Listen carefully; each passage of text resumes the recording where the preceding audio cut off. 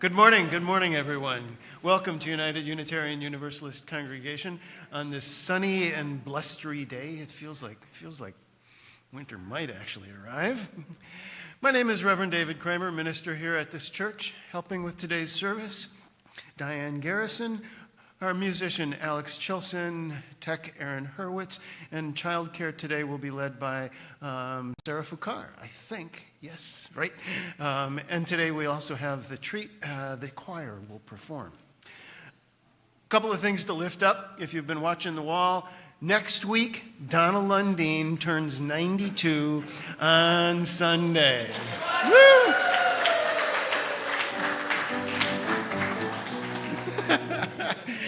And she doesn't want presents, but she does want your help. She would like to donate 92 items, non-perishable items, to the food pantry for her birthday. And that means that you get to bring stuff. So given our usual attendance here, more or less 2 items apiece or something like that, or more, as the Spirit moves you. We'll be collecting those out in the hallway today and also next week, right? And we'll take that down? Great. And there will be cake. There will be cake. Great. Thanks to Sam Bailey, we have peanut butter balls for snacks downstairs today. Yay, go Sam. If you have any peanut allergies, please be aware. But yep, I think it's an old family recipe passed down from not. Delicious anyway. Yesterday was Veterans Day. We honor all who have served. A bit from Indian Country Today, which is an online newsletter I subscribe to. Native Americans serve in the military at a higher rate than any other demographic, 5 times the national average. And they have served with distinction in every major conflict for over 200 years. Indigenous representation in the armed forces also includes a higher concentration of women than all other groups. Today begins Diwali, which is the Hindu festival of lights. Symbolizes the spiritual victory of light over darkness, good over evil, knowledge over ignorance. We are not Hindu, so we are not going to celebrate Diwali as Hindus do today. But the idea of light, especially in this time of increasing darkness, provided a motif, a theme for today's service. So we're going to talk about letting your light shine. Please center yourselves as Diane calls us in.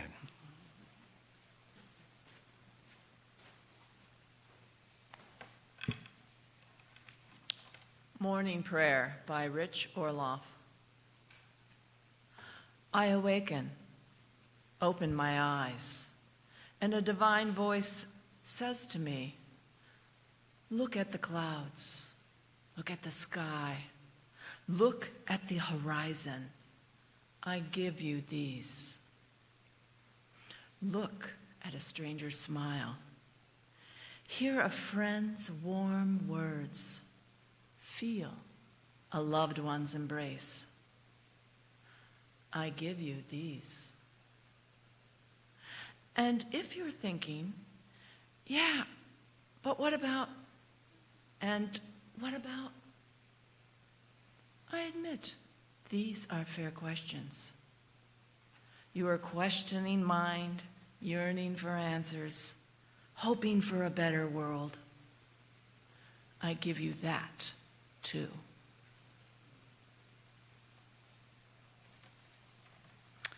And now we have the chalice lighting ceremony. Sam, here? Sam. Come help us, please, Sir Sam.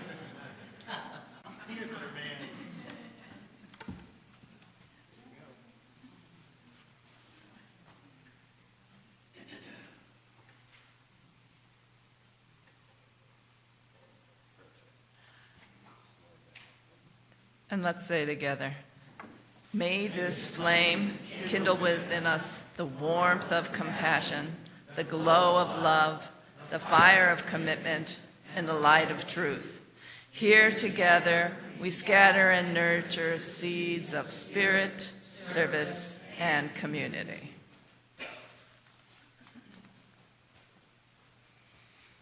And now we have some special music. Will the choir please come up?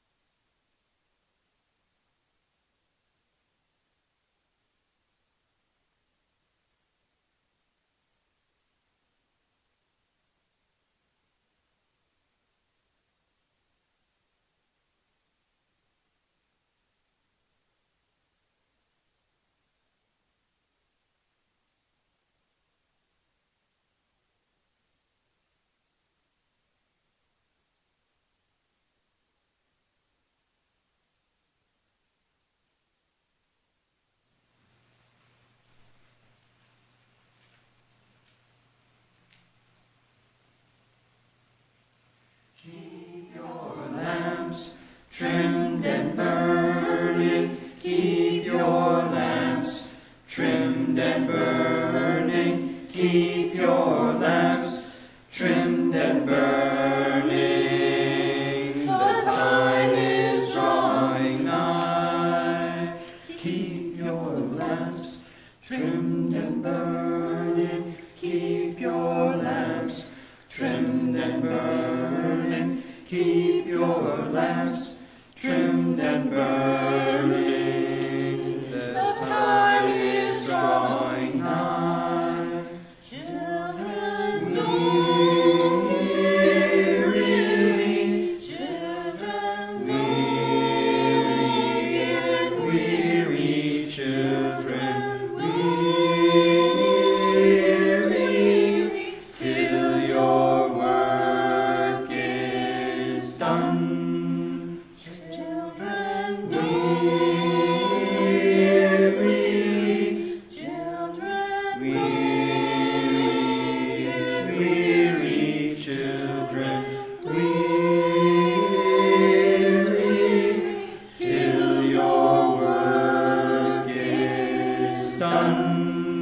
Children, journey soon be over. Children, journey soon be over. Children, journey soon be over.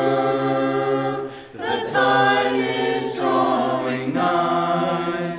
Children, journey soon be over. Children, journey soon be over. Children, journey soon be over.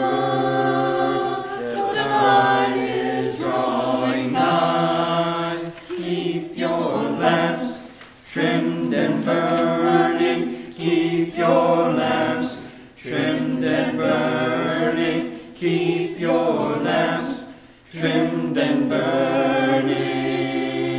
The time is drawing nigh. Keep your lamps trimmed and burning. Keep your lamps trimmed and burning. Keep your lamps trimmed and burning. The time is drawing nigh.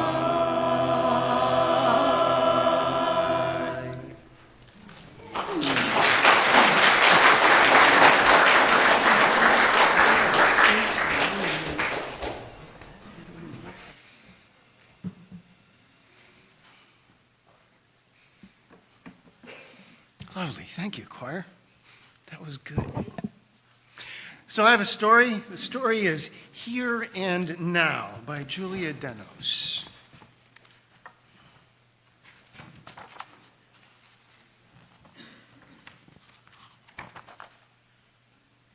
There's the title. Right here, right now. You are reading this book. The book is in your lap, or in your hands, or someone else's.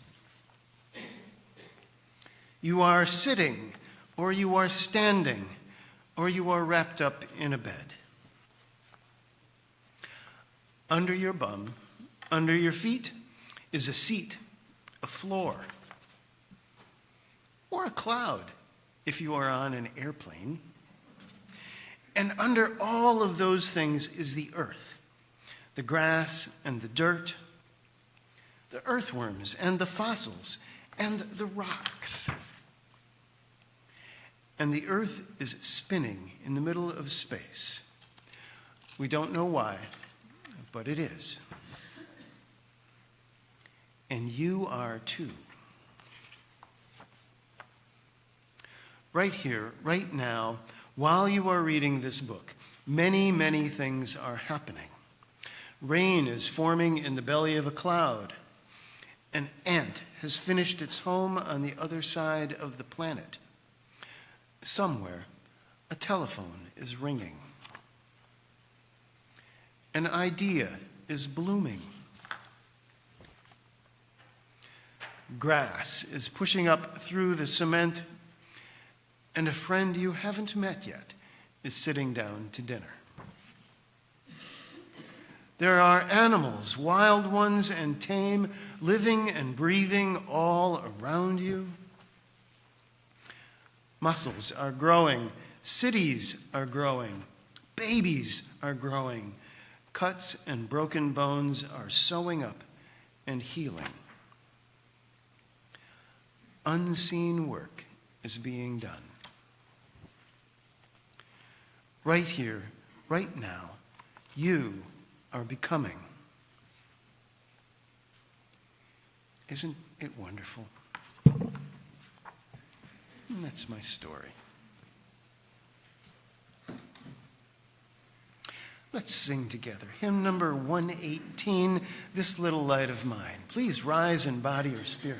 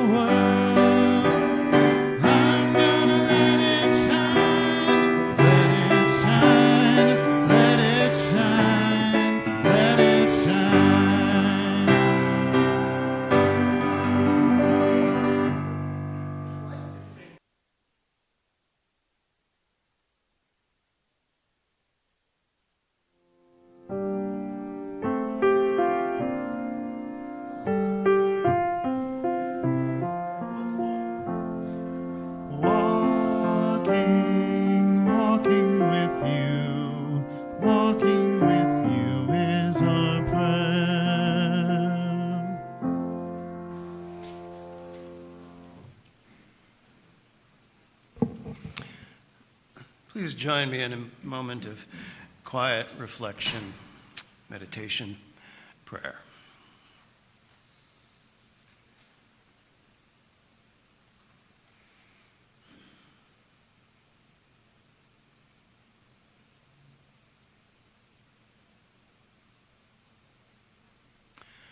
Words from Richard Gilbert. Each morning we hold out the chalice of being to be filled with the graces of life that abound. Air to breathe, food to eat, companions to love, beauty to behold, art to cherish, causes to serve. They come in ritual procession, these gifts of life. Whether we deserve them, we cannot know or say, for they are poured out for us. Our task is to hold steady the chalice of our being. We carry the chalice with us as we go, either meandering aimlessly or with destination in our eye. We share its abundance if we have any sense, reminding others as we remind ourselves of the contents of the chalice we don't deserve. Water from living streams fills it if only we hold it out faithfully. We give back, if we can, something of ourselves, some love, some beauty, some grace, some gift.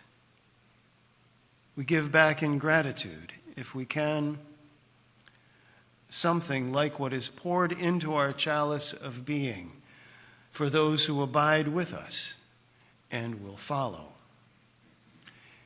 Each morning, we hold out the chalice of our being to receive, to carry, to give back.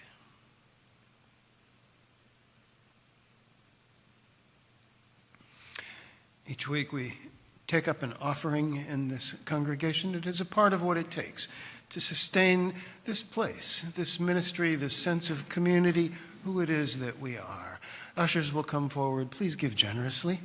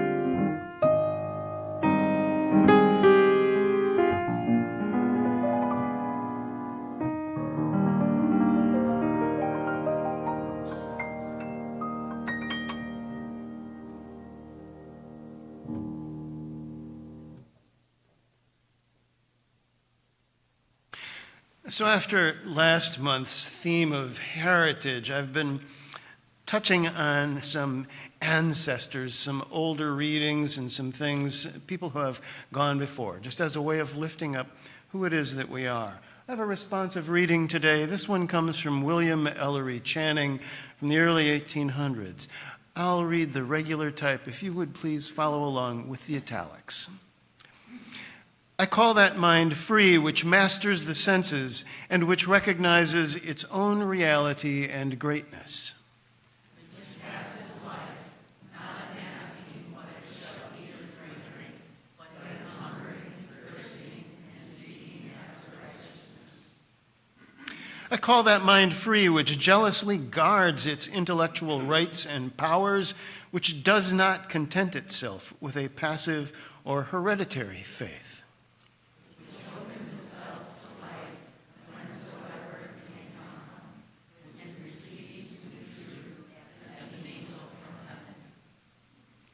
I call that mind free which is not passively framed by outward circumstances and is not the creature of accidental impulse. Which discovers everywhere the radiant signatures of the infinite spirit, and in them finds help to its own spiritual enlightenment. I call that mind free which protects itself against the usurpations of society and which does not cower to human opinion. Which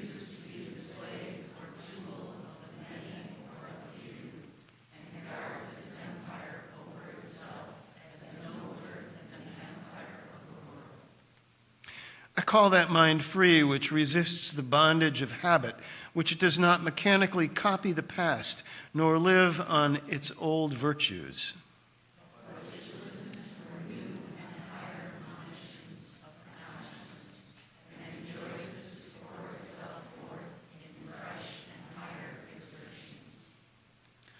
I call that mind free which sets no bounds to its love, which wherever they are seen delights in virtue and sympathizes with suffering.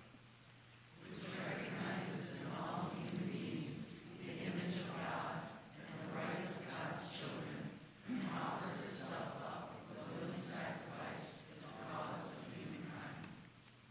I call that mind free which has cast off all fear, but that of wrongdoing, and which no menace or peril can enthrall. Which is calm in the midst of tumults, and possesses itself of all lost. Thank you. The language is a little dated, but I think you might be able to catch the thread of the kind of idea that we're exploring today. I invited Diane to come up today to talk about becoming our best selves, thinking about that This Little Light of Mine song, and so much more. So Diane, please. Good morning. I was asked by our good minister to reflect upon becoming our best selves.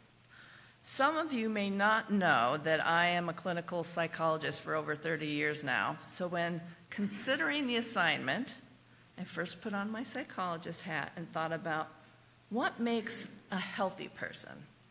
As being our best self is so much easier if we have psychological health and well-being.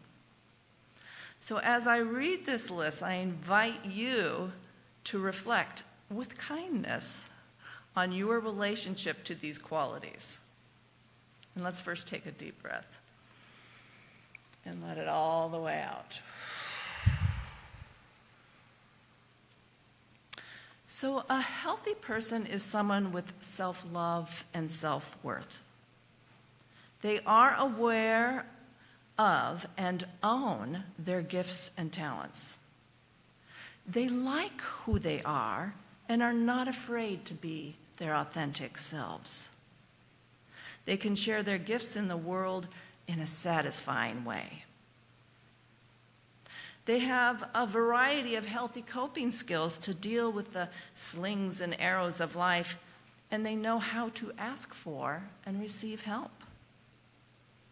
They have resilience and courage to face tough circumstances and to take risks in the name of growth. They have, in fact, a growth mindset. They have a sense of humor and can laugh at themselves. They know how to relax and be playful and take time to do so.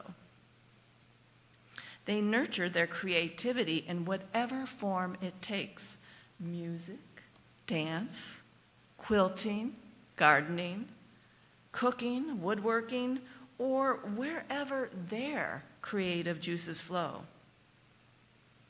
They can create and maintain intimate relationships.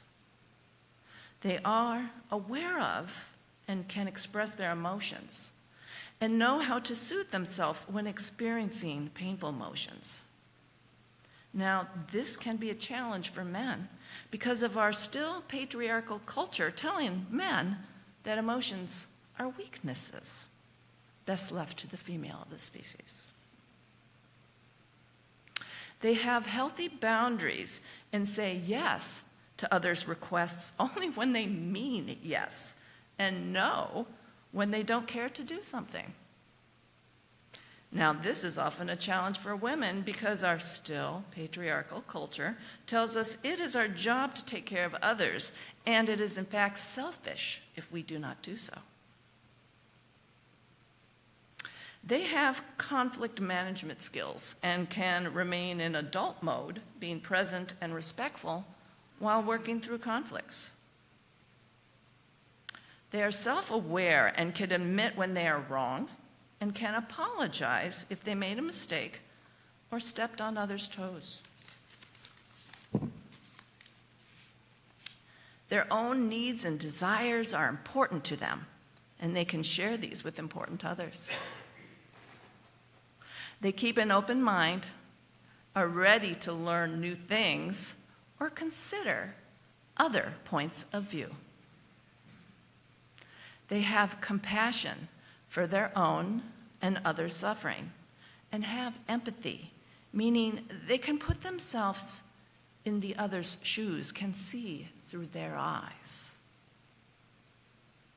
They are aware of and monitor their thinking, discarding or reframing negative thoughts, what I lovingly call mind crap, and purposely filling their heads with positive thoughts about themselves, others, and their surroundings. They are thoughtful, kind, and generous, and also grateful, appreciative, and forgiving, because this is how they want to be treated by others. The golden rule. So take a deep breath again. Let it all out. You may be thinking, wow, that all sounds good, but it also sounds like a tall order to fill. And you are right. It is not easy to master all these qualities, and there are many more people who don't fit this description that do. And perhaps none of us express all these qualities all the time. We can all be triggered into less than desirable thoughts and behaviors.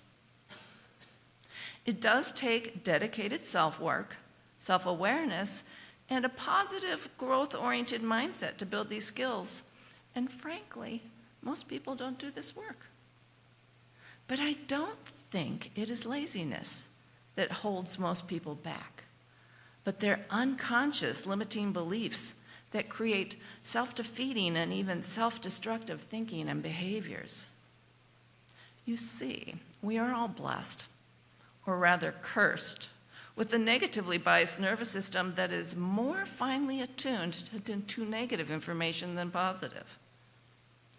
Experts think that about 75% of the programs or beliefs in our unconscious minds are negative. 75%. And these unconscious programs are guiding our reactions, what we focus on, what we perceive, and our very thoughts and self-talk. That is till we get wise. Wise to the fact that these unconscious beliefs are the interpretations of a child, because we have all our basic belief systems in place by the time we're 7 years old. And I don't know about you, but I think I have grown a bit in wisdom and experience since I was 7. 2, these beliefs can be transformed and can be healed. And 3, we can let our higher self, our soul self, be in charge of our thinking, our behavior, our choices, versus that unconscious mind's beliefs and our ego, whose job is to preserve the status quo and is far too influenced by our unconscious minds. So this is where our best self comes into play. You see, I believe we are spiritual beings having a human experience. And because of this, we are beings of infinite potential. The universe is infinitely abundant, and we are children of this universe with a divine right to all the beauty and abundance and love it holds. It is so easy to get bogged down in the 3D material world and the conditions and events that surround us. But we can train ourselves to connect to the infinite, however you define that, within and around us each and every day with wonder and gratitude. We can do this with meditation or mindfulness or prayer. We can have faith that the power within us is greater than the circumstances around us. We can choose to focus on a world where we can all grow and thrive and spread kindness and generosity wherever we go. Or we can focus on the craziness of the world around us and get bogged down in fear and despair. We can believe in the power of love and send the energy of love and light and goodness to all the problems and tender spots we see in ourselves, others, and the world. We can follow the golden rule and love one another as Jesus preached. We can be part of the 10% of conscious, enlightened people who tip humanity into the next higher evolutionary stage. But we can't be perfect. Our clunky, easily programmed nervous system makes sure of this. We will have challenging days and behavior we are not proud of. But we can be, and I believe we are, good enough. Good enough to be the light. Good enough to be the change we long to see in the world. When we love ourselves, love our life, and choose to love others, we can be our best self. And this is what I wish for all of us.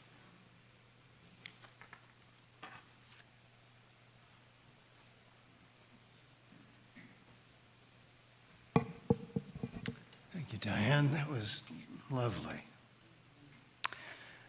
A bit of my own story.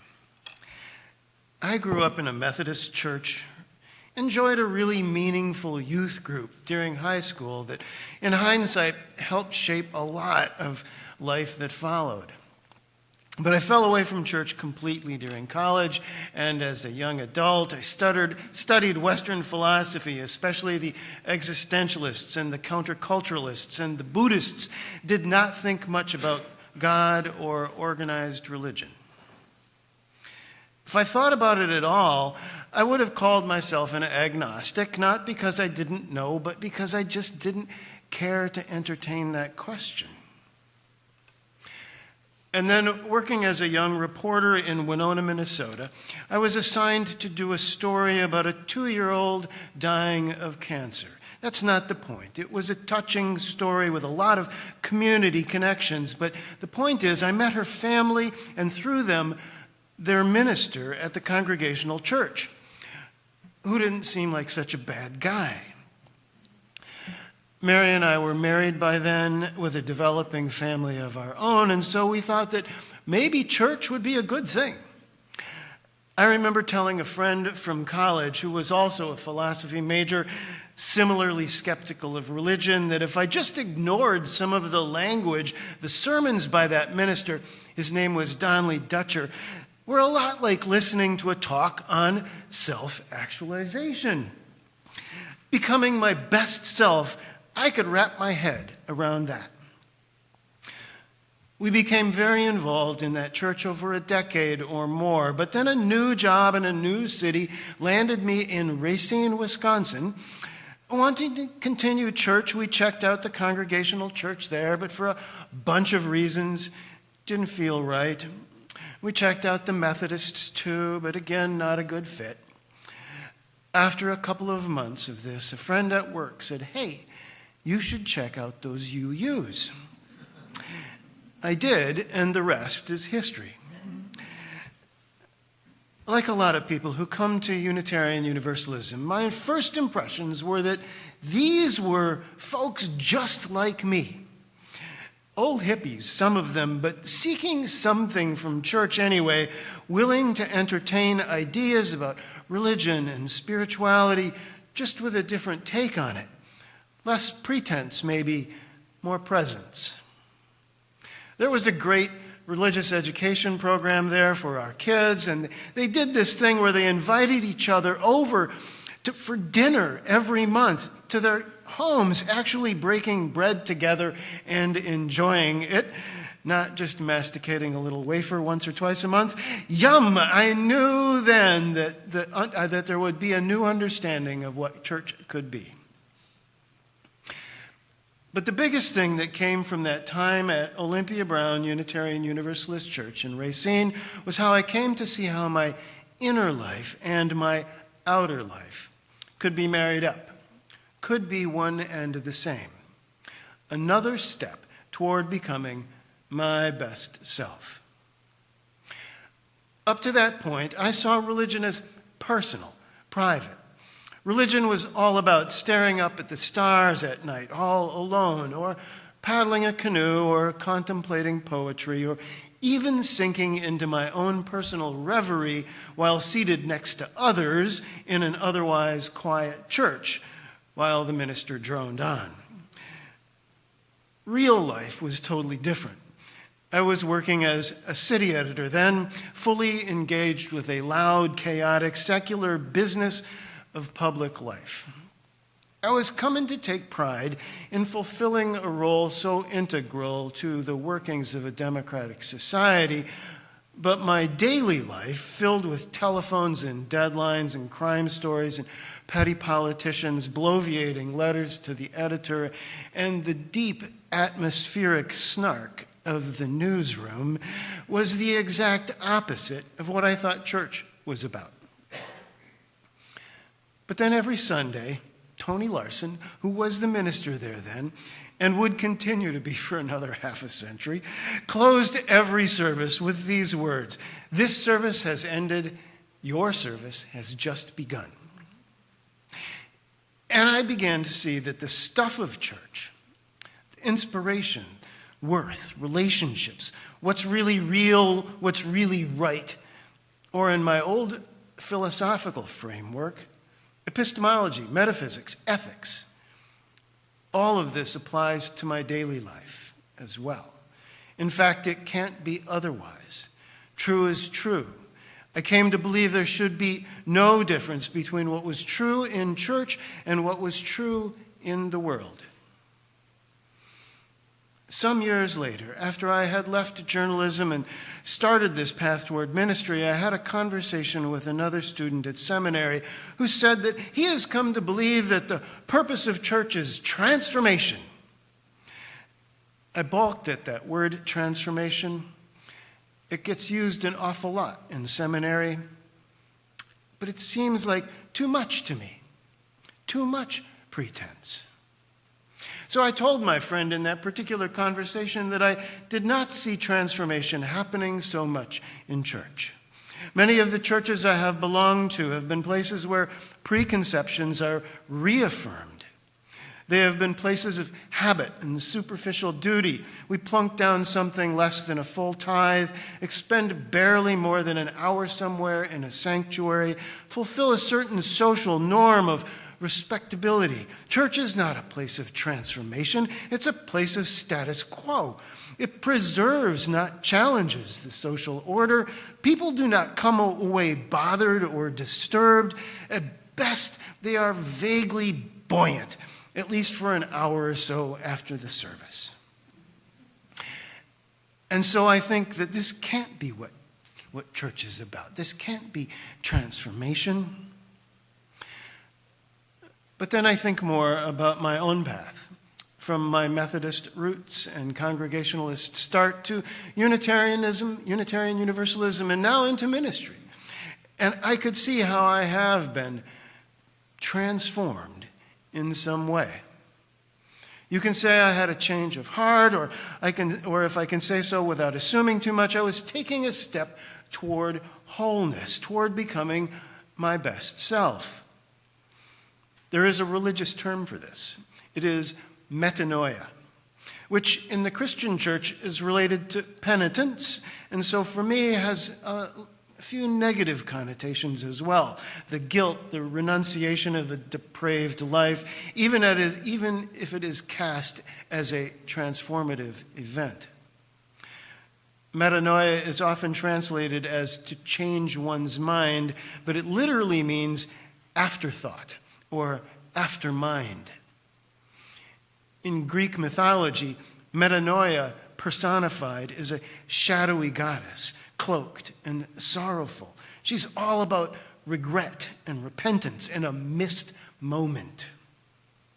Often, she accompanies Kairos, the god of opportunity, who seizes the moment. Think of what Diane had just had to say. They are two sides of the same coin. Hopefully, if you've made a bad choice and come to regret it, you won't do that again, and so you will make a different decision next time it comes up. Kairos wrapped up in metanoia. I think I like the idea of Kairos better than I like the idea of metanoia, but I admit the things I regret most often are the things that lead me to change.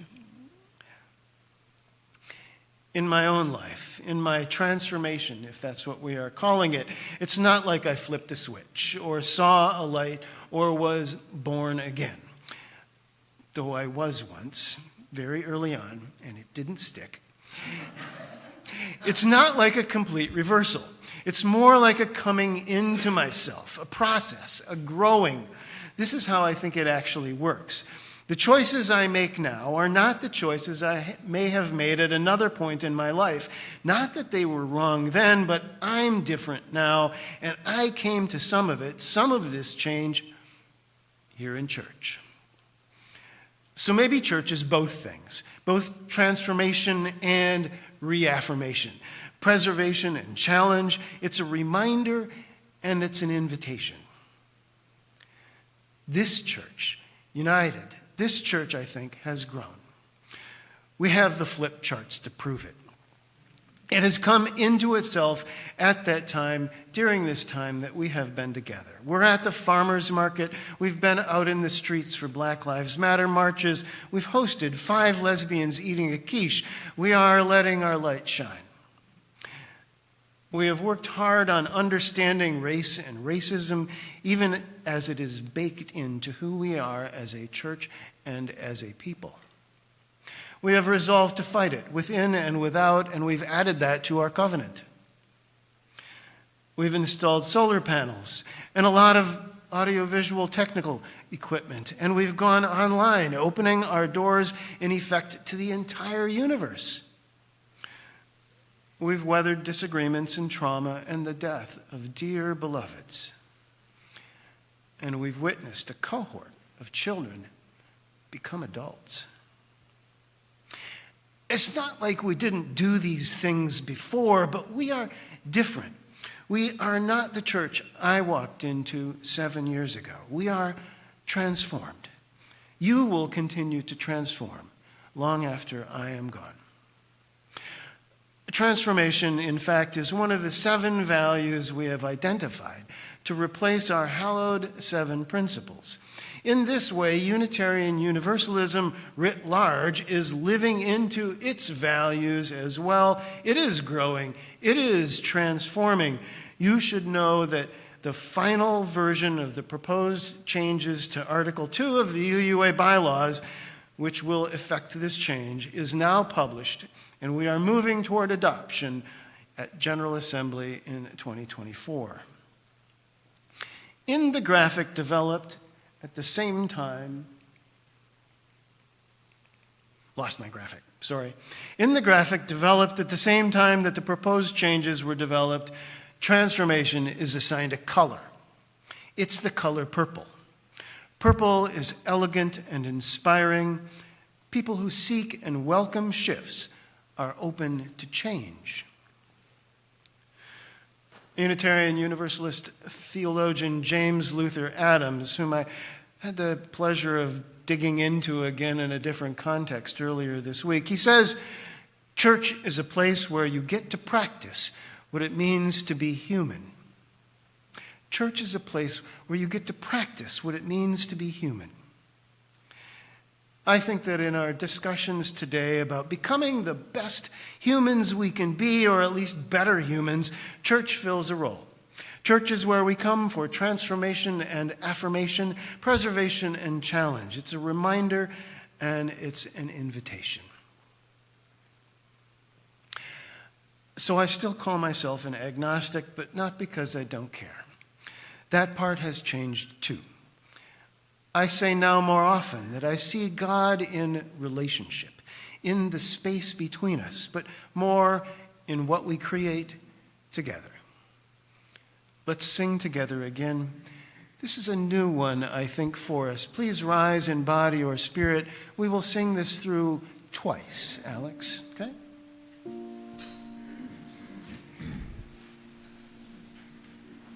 We shall be known by the company we keep, by the ones who circle round attendees' files.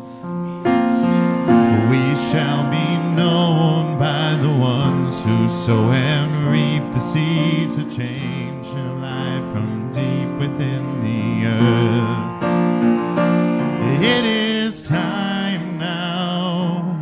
It is time now that we thrive. It is time to lead ourselves into the well. It is time now. What a time to be alive in this great turning. We shall learn to lead in love. In this great turning, we shall learn to lead in love. We shall be known by the company we keep, by the ones who circle round attendees' files. We shall be known by the ones who sow and reap the seeds of change, life from deep within the earth. It is time now. It is time that we thrive. It is time to lead ourselves into the well. It is time now. What a time to be alive in this great turning. We shall learn to lead in love. In this great turning, we shall learn to lead in love.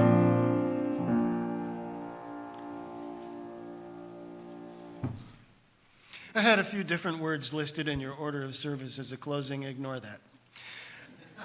There is so much talk about the politics of grievance in the news these days. People are aggrieved in both real and perceived ways.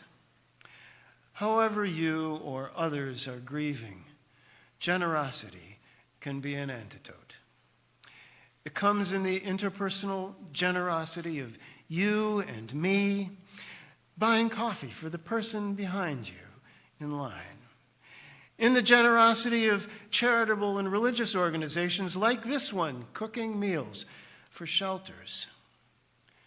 In the generosity of a culture that cares for its people. So be generous wherever, however you can, in giving, in receiving, in just keeping the lamp of your life trimmed and burning. Let it shine. Following our service, please join us for coffee and conversation and peanut butter balls in the sanctuary below. Alex will close us out with a postlude.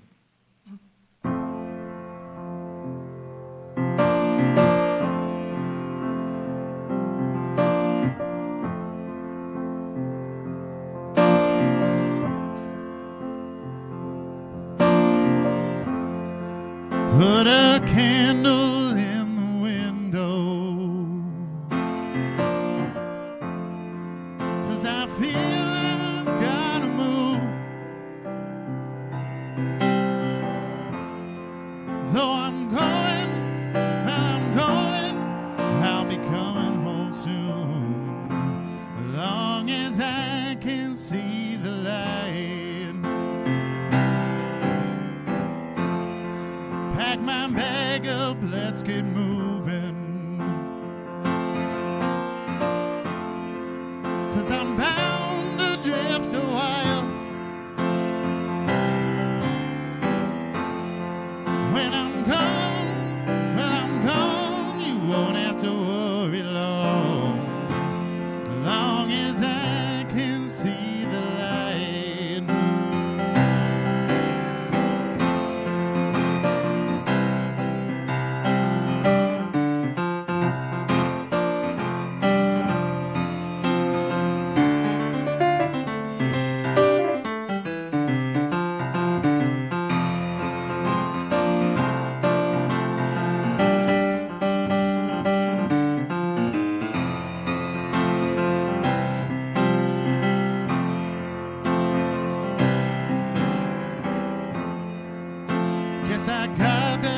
traveling bone. 'Cause this feeling won't leave me alone.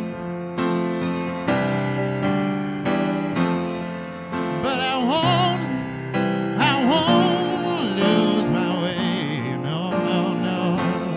Long as I can see the light. Put a candle